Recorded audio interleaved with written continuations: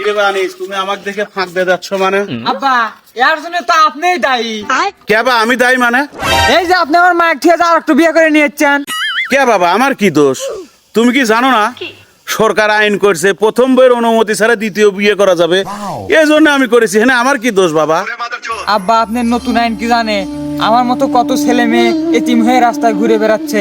আব্বা আপনি দ্বিতীয় বিয়ে করে নিয়ে এসে নতুন বোনের সংসার করে খেতেছেন, আর আপনি দেখে আমার মা আর একজনের সাথে চলে গেছে। এখন আমার কি উপায় হবে আপনি বলেন তো আব্বা, আমাদের কি অপরাধ? আপনার সরকারকে বলে দিন আমাদের জন্য যেন একটা নতুন আরেকটা আইন করে।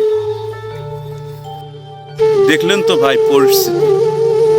সরকারের আইন মেনে দ্বিতীয় বিয়ে করে প্রথম পক্ষে সন্তানদের ইতিম বানায়েন না। ধন্যবাদ। সামনের দিনগুলো আরো ভালো ভালো কিছু ভিডিও পেতে হলে আমার পেজটা ফলো দিয়ে রাখুন।